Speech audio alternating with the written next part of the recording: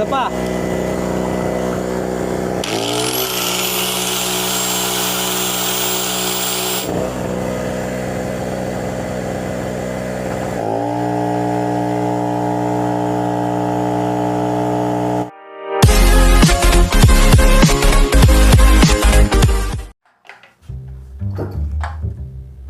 Alam nyo guys, unti-unti na kami nasasanay na walang grid. At hindi lang yun guys, importante kahit merong grid, dapat meron tayong backup na generator. Isa na dapat na kinukonsidera natin na meron sa ating bahay guys ay eto, generator. Dapat meron tayong ganito guys kasi hindi natin alam kung kailan darating ang pagsubok sa ating buhay. Malay mo, bukas paggising mo ng umaga, iba na yung kasama niya.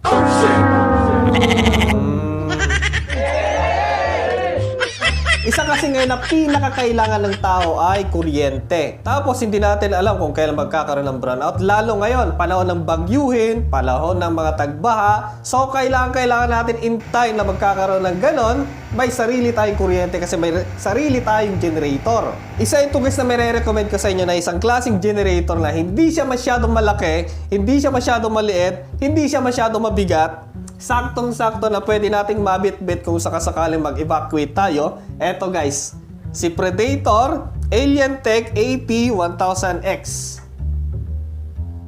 2-stroke gasoline generator. So dito na tayo naglalagay ng kanyang langis, yung ganito guys, oh. 2T. Tapos meron siyang tank capacity na 4 liter.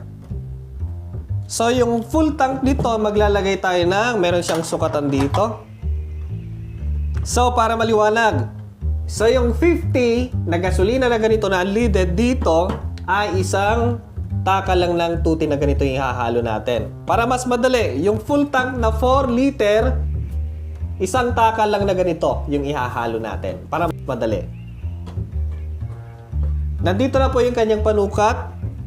Tapos, ang nagustuhan ko dito ay meron siyang fuel sight glass dito para hindi na natin binubuksan-buksan kasi sinubukan kong binuksan, tumatalsik yung gasolina kasi nga umaandar. So hindi na natin kailangan silip-silipin sa loob kasi meron na siya ditong fuel sight glass. So makikita natin yung level ng gasolina. Meron na rin siyang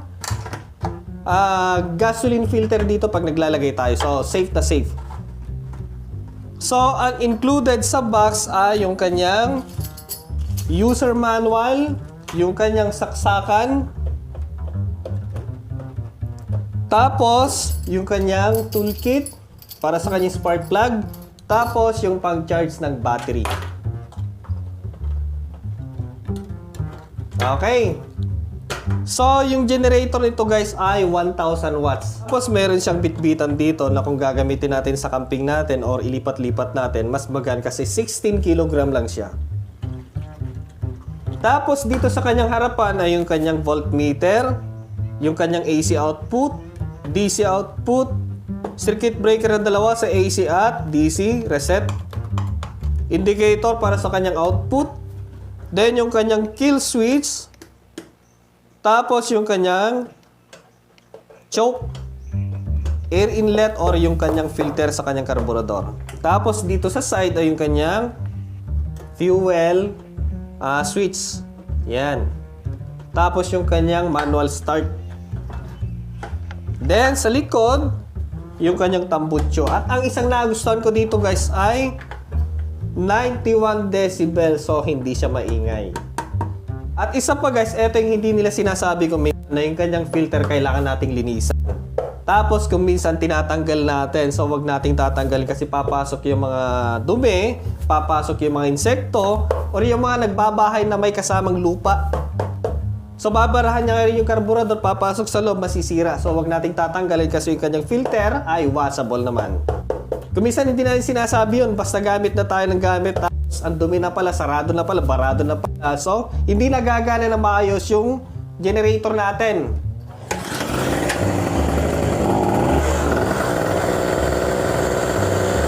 Ayos. So, hindi masyadong malakas yung kanyang tunog.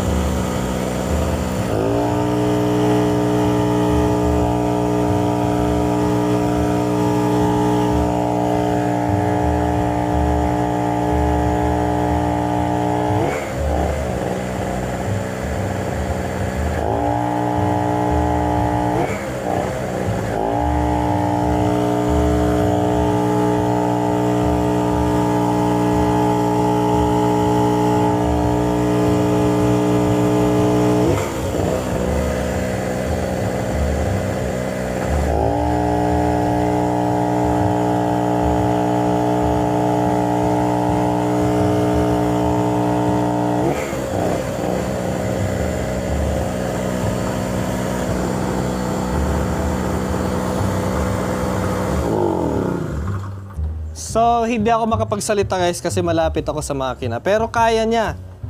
Kahit pa paano, kinaya niya yung 1,100 na plancha. So, kahit pa paano, tapos nakasabay pa yung electric fan, kayang-kaya niya guys. Hinihintay ko mag-trip yung kanyang circuit breaker dito pero hindi.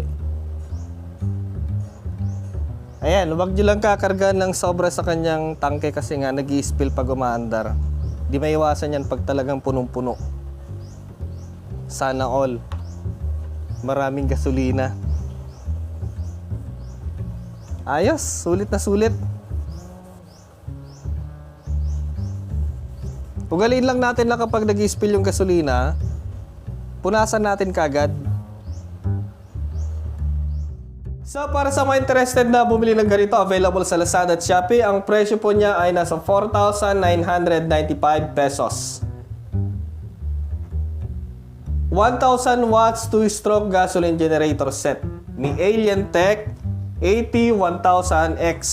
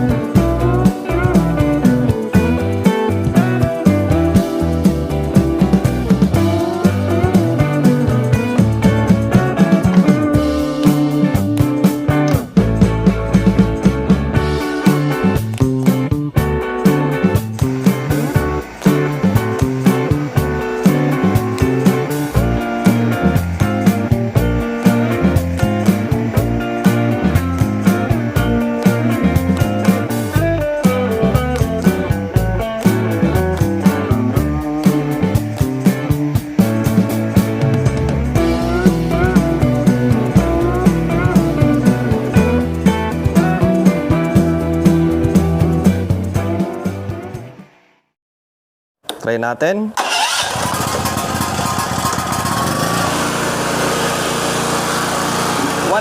Ampere.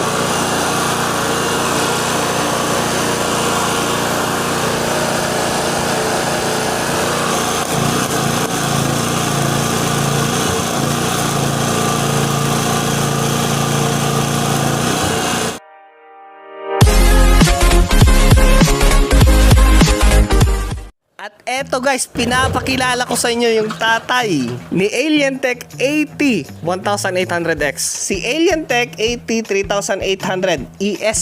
Mas malakas ito guys. So kung bibili kayo ng ganito, meron siyang kasamang susi kasi meron na siyang battery. Susian mo lang ng ganon, aandar na siya. Hindi kagaya dun sa 1800 na dihila.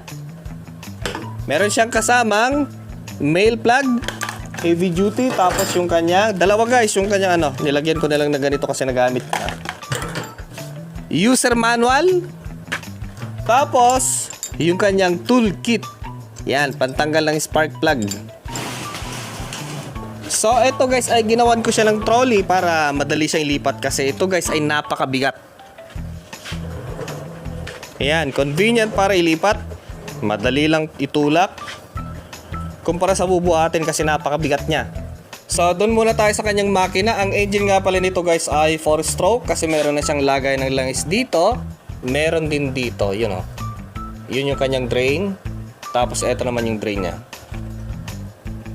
4-stroke gasoline engine. Ito ay yung 1800 ay 4 horsepower. Tapos eto naman ay 7.5 horsepower. So kung i-compare natin sa kanyang makina kasi nga mas maliit siya 1800, ito ay 3800, mas malaki yung kanyang makina at mas malakas. Okay, tapos naka 96 decibel na lang siya. Ito naman ay 93 decibel.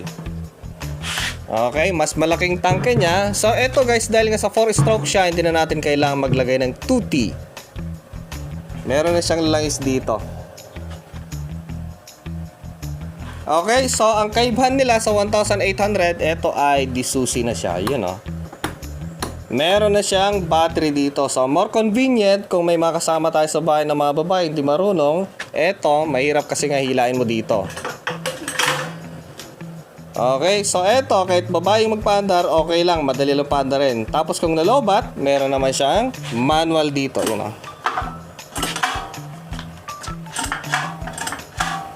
Hilain lang natin yan.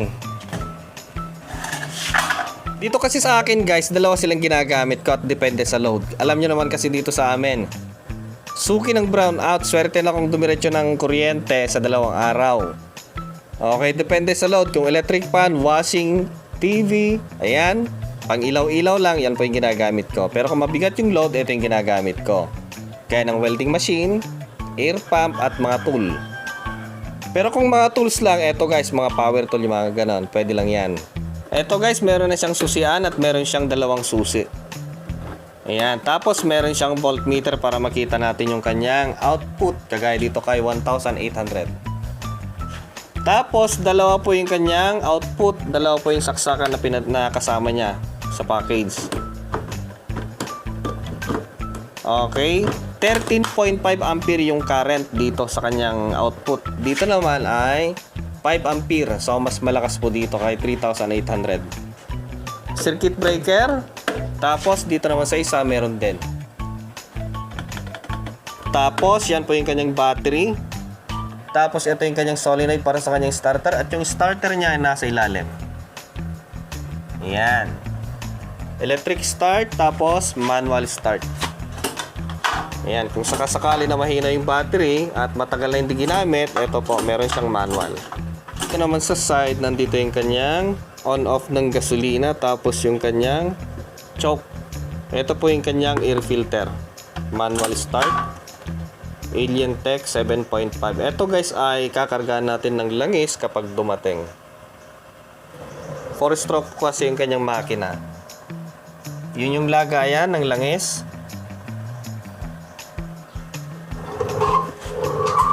Tapos, yan po yung kanyang generator. Malaking tambutso niya. Tapos, dito sa kabila, ayan po, yung kanyang makina. Tapos, nandito yung kanyang spark plug. Okay. Ito guys ay brass type yung kanyang generator. Yung dynamo niya brass type. Tapos, meron na po siyang ano dito, yung tawag dito yung AVR. Ayan, safety po yung gamit natin dyan kasi meron na siyang AVR. Automatic Voltage Regulator. Okay, so ngayon ipapakita ko pa lang sa inyo ay yung lakas niya. Okay, i-test natin sa sa welding machine tapos sa mga ibang appliances. Subukan natin. Ang generator nito guys or yung dynamo niya ay 60 Hz. Kung sa bagay 50 at 60 suitable naman sa mga appliances natin. Pwede. Depende dito guys yung gagamitin natin. Ito or ito pwede lang. Yan. Try natin.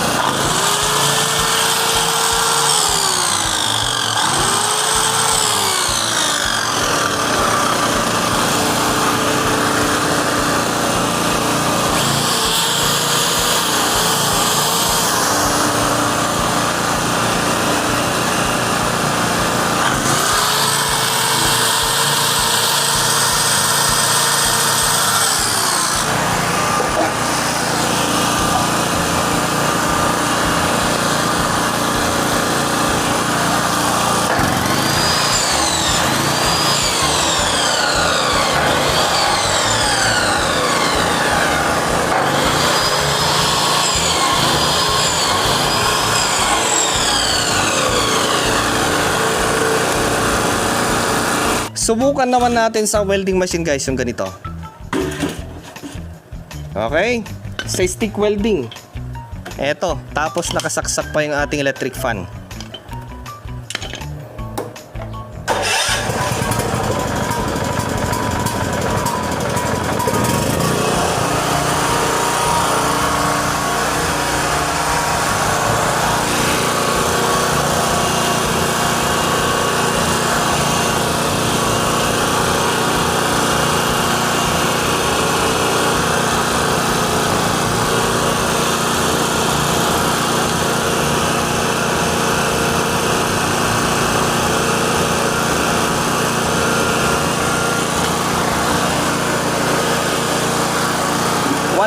Ampere.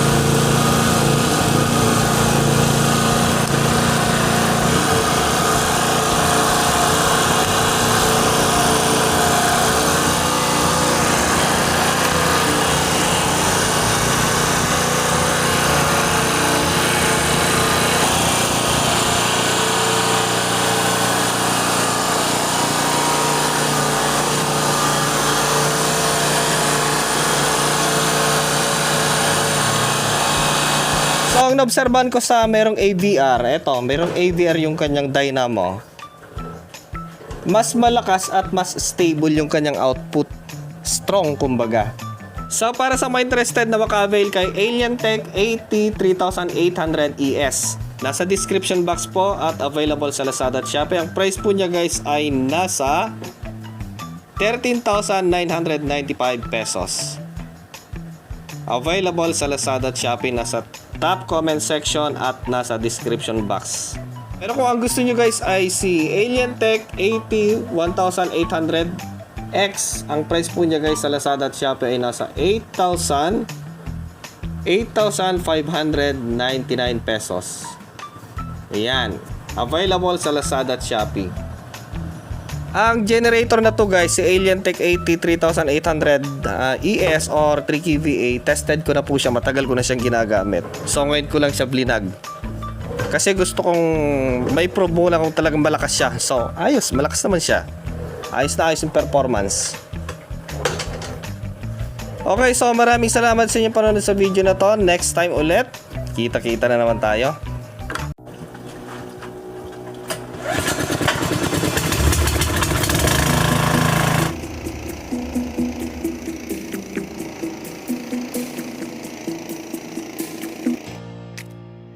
Boom!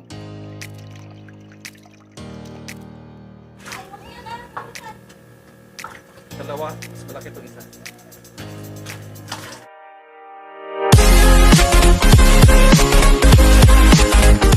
Today's video guys ay mag-harvest tayo ngayon ng tilapia sa aking mini fish pond sa aking backyard.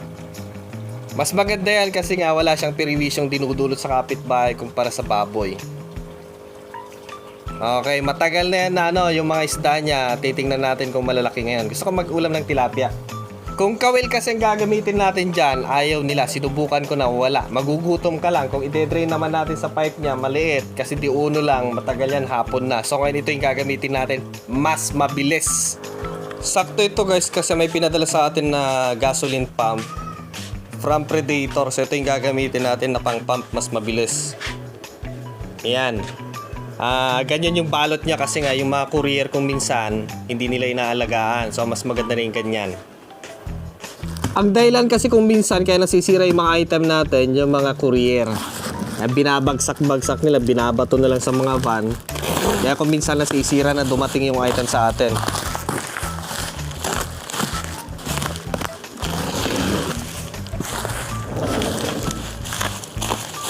Tamang-tama to guys sa mga lugar na walang kuryente. So no need ang kuryente para makapag-pump ng tubig. Isang gasoline pump. So since na water pump yung i-review natin, dito guys mayroon na siyang kasamang hose. Eto, ikiwan ko anong size nito. Distress na hose. Tapos, uy, eto maganda guys, meron na siyang kasamang ganito. Din lang, kaya lang yung narurul. Maganda. Meron siyang fiber.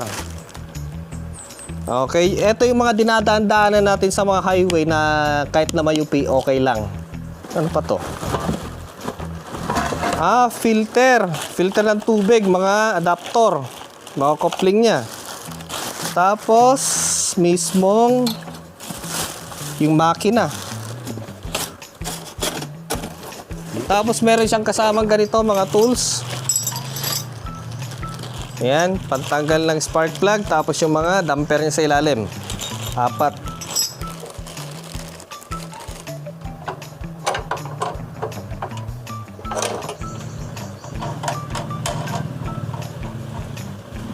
So kung yung location mo ay malayo sa grid, hindi abot ng grid at kailangan mo ng water pump, eto guys, kumpleto na siya. Meron na siyang hose, distress, tapos may mga kasamang adaptor, mga fittings,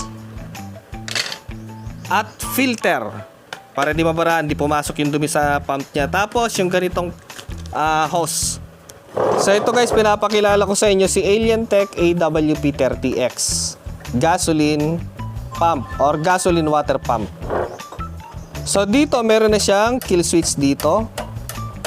Tapos meron siyang lagay ng lines dito, so hindi na natin kailangan maglagay dito ng 2T kasi meron na siya dito. Tapos yung kanyang drain plug. Okay, sa tingin ko dito 4-stroke to eh. Tapos meron siyang manual start dito.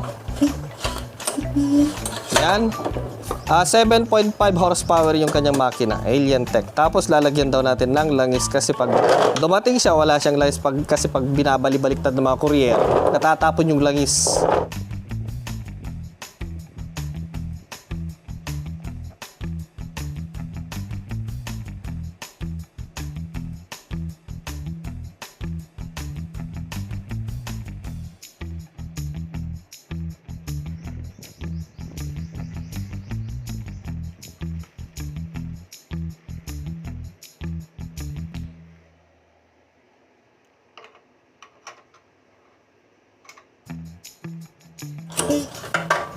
Tapos dito yung kanyang throttle. Dito yung kanyang increase, tapos decrease. Tapos ito yung kanyang engine off. Okay. Tapos ito yung kanyang choke. I-choke natin dito, tapos pag umandar na, balik natin doon. Tapos ito naman yung kanyang fuel supply. Off at on. So hinahanap ko kanina dito, nandito na pala. Yung kanyang air filter, yung kanyang carburetor or yan, basta alam nyo na yan. Yung kanyang spark plug dito, free energy. So meron siyang kasamang toolkit dito, mahaba. So kung papalitan natin or maintenance, mahaba siya. Tanggalin na rin natin. Sample natin. Yun o. Oh, so hindi na natin kailangan dudukutin sa ilalim. Ayan, kung minsan tinatapon natin to or unang nawawala. Importante to guys para hindi tayo dumudukot sa ilalim. Kasi pag nawala to, tanggalin natin yan bago natin natatanggal yung kanyang spark plug. Ayan.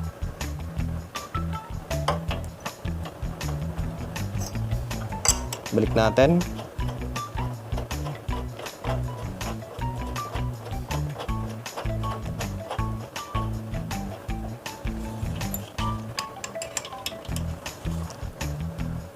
Yun. Ganun lang. Huwag natin masyadong higpitan. Yun. Tapos yung kanyang muffler or tambucho.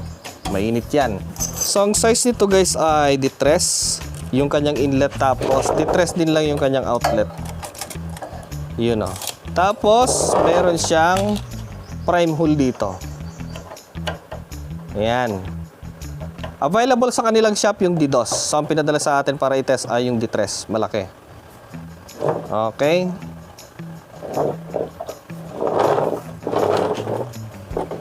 Dito, dalawa yung kanyang lagay ng langes.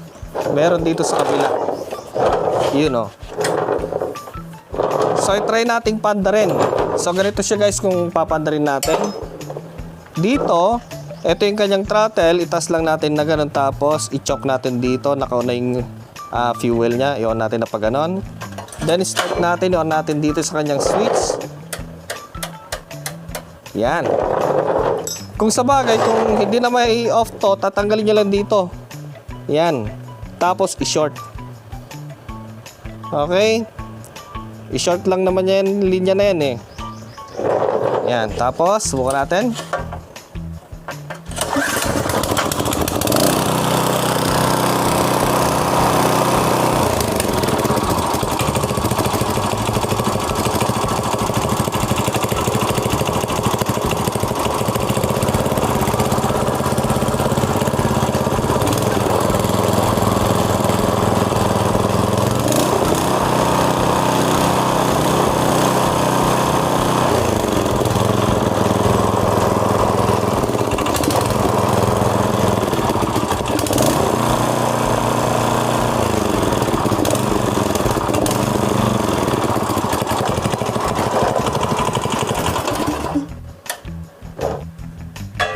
So, ang malaking tanong, sulit ba yung presyo ni Alien Tech na water pump? Sa tingin ko guys, sulit na sulit kasi meron na siyang hose. Dalawang klaseng hose na napakahaba. Ito yung kanyang intake. Tapos yung mga fittings niya. Tapos yung mismong machine.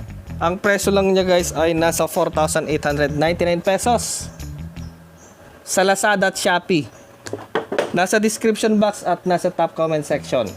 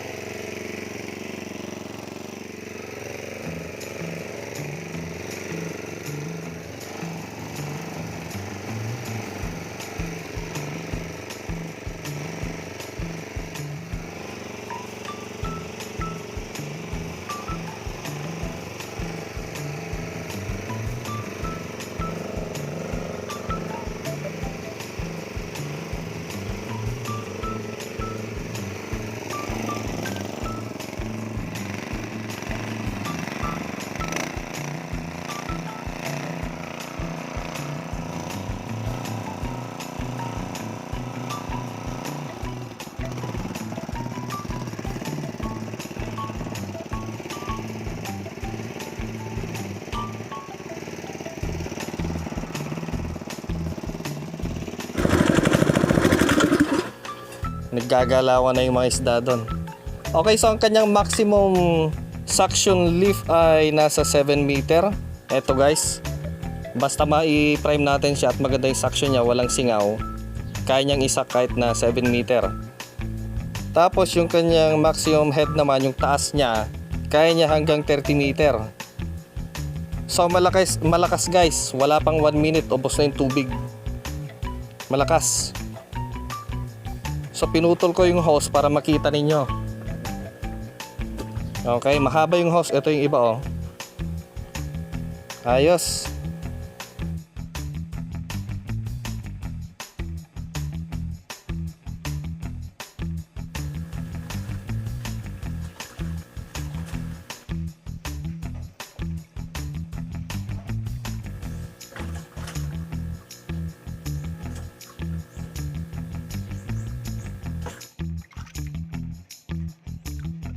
Dami. Pwede na. Dalawa, mas malaki itong isa.